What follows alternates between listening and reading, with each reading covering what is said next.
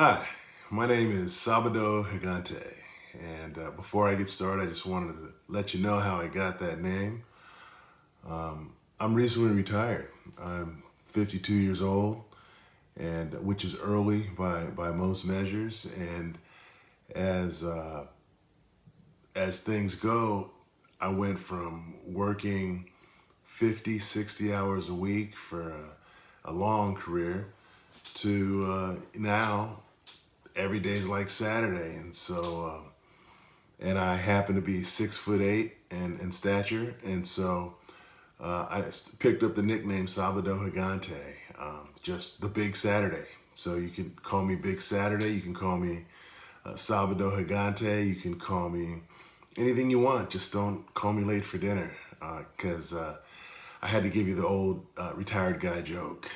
But yeah, just a little bit about me. I grew up in a neighborhood that back in the 80s that was riddled with drugs and gangs. And, you really had to learn how to navigate to get through there safe. And my career days when I was in high school really consisted of an Army recruiter trying to recruit us, or the police telling us not to go to jail, say no to drugs, stay out of jail, those types of things. And so it was really there wasn't a lot of promise. There's a lot of what you can't do and what you can do. But fortunately, being 6'8", I had the beauty of playing basketball. And so I figured my way out of the hood, as they say, was for me to make it to the NBA. But as things go, I got hurt, and that didn't work out. But fortunately, enough people saw my ability, and I went to a junior college and got hurt again. And so I knew that wasn't going to work for me in the long term. But I decided, since I was already there, I'd go ahead and finish school. I was not a studious kid. I hated school, but when I was a kid, my father told me I either had to pay rent or I had to go to school. So I went to school so I can get a nice job and go party all the time and do what I needed to do. But from that point, when I was in school, one of the things that I enjoyed most was giving people advice. I was just talking to a buddy of mine the other day, and one of the things we talked about was the time that we would put tent cards on the table in the cafeteria and say open. And so what would happen is people would come up, and for us it was the girls. They'd come up and they'd want advice, and we'd give them advice, and we made a bunch of friends doing that. It was absolutely phenomenal. So, but once I finished school, I didn't know what I was going to do. My singular focus was making it out of the hood, and I finished school, didn't know what I was going to do, and on about my 22nd birthday, a friend of mine gave me a book. And one of the things it talked about in that book was, everybody having a personal mission statement. And so my personal mission statement is to uplift the human condition in any way that I can.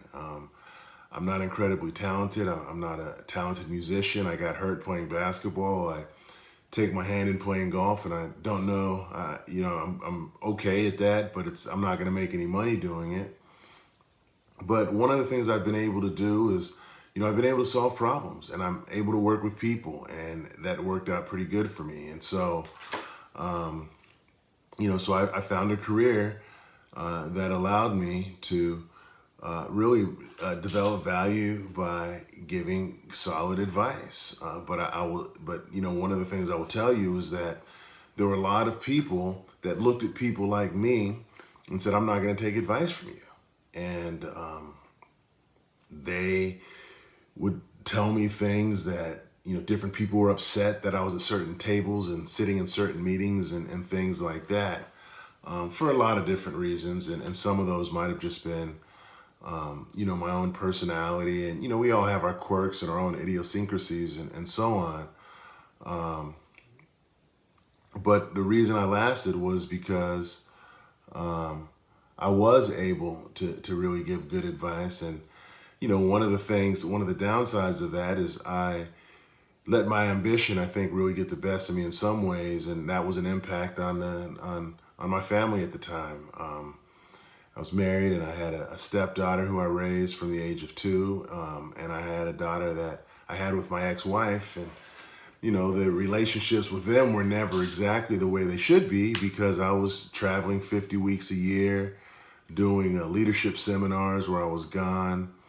I'm sorry, not 50 weeks, 40 weeks a year, and I was gone doing 3-day seminars, and people at the end of the seminars would come back and tell me how much what I did was life changing for them.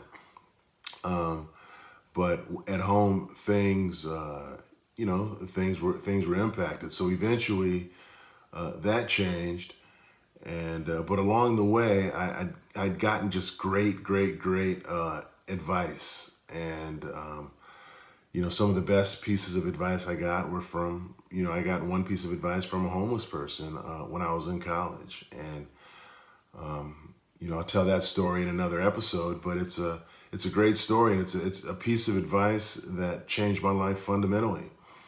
But some of the advice, the same person that gave me the book the first time gave me another book that talked about finances and the importance of saving money and things like that. And so I was able to take that advice and found myself in position, and I was been fortunate enough to work myself in the position of being able to retire. And so again, 52 is fairly young to retire, and it's a fairly comfortable retirement. And so I think in terms of uplifting the human condition and meeting my own mission, I'm just really looking to pay it forward. And so, and this is my way of, this channel is really a way of giving me back, of me giving back. And so I think the best way to do this, at least initially, is I plan on coming on here weekly, just talking to you and hoping to hear questions. And I would ask that, if you have questions about things that go on in life, and I have a whole host of things in the description that I think will give you an idea of some of the things that I have deep perspective on, and those other things that I don't. I love to research things that I don't know. I'm that guy, but I think one of the things that we all benefit from is not necessarily having the answers, because a lot of times when you have a problem, there is no specific answer. But what we're really looking for is some perspective. And I tell myself, or I tell people that my friends don't contact me and hang out with me because I'm a warm, fuzzy, lovey-dovey type of laughing all the time guy. It's because I give good advice, and I made a lot of money doing it at one time, and now I don't do that anymore. But I love giving advice. It's the one thing that I do, my one contribution to the world. And this is, I'd like to have that continue going on. And I know that some of you out there have things going on in your lives that you're either embarrassed to talk about, or you don't want to confront with somebody that which I completely understand. And so if you send notes to me at, I think the email is somewhere in my profile, but it's the real Sabado Gigante at gmail.com. If you send me an email with a question or a comment or a concern or something that you want to get some perspective on, send that to me. I won't share names unless you put a moniker at the bottom. I could use that and share that so it identifies you.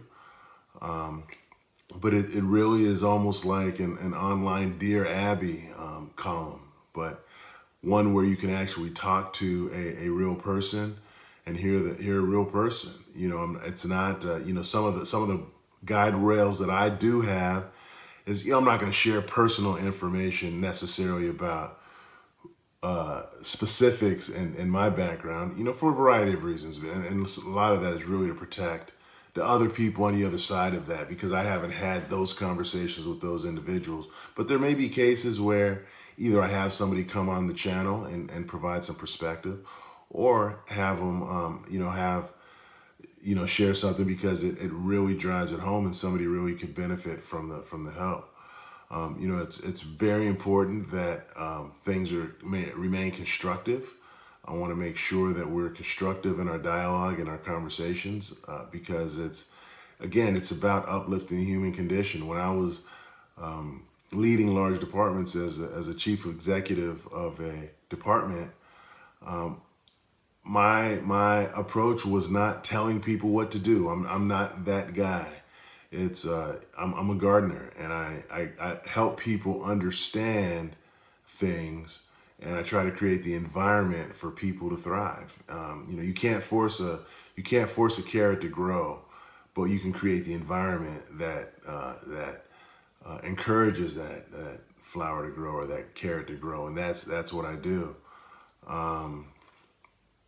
It's but I want to start off with content, perhaps once a week. I haven't figured out the specific day of the week. I don't even know if anybody is going to see the channel in the first couple of weeks. But I want to make sure that if something comes into me, then I want to make sure that that's answered and that there's an opportunity. Because if one person is able to take something that I was able to share with them and it helps them live a better existence, then I've really moved forward and trying to meet my mission, and the world is a little bit better place because you're feeling a little bit better or a little bit more empowered to deal with a situation. But ultimately it just comes down to I'm a guy that's been through a lot of stuff, some family stuff,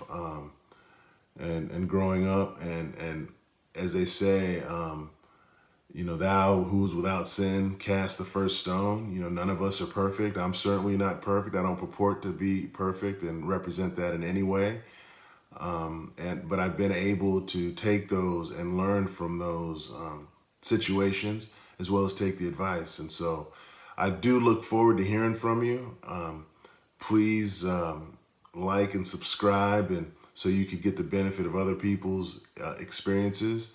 And this is new to me, so over time it's really going to be you talking to me and just normal people having normal conversation about normal things, or real people talking about real circumstances and dealing with real things. So have a good night. I look forward to seeing you next week. Okay, bye-bye.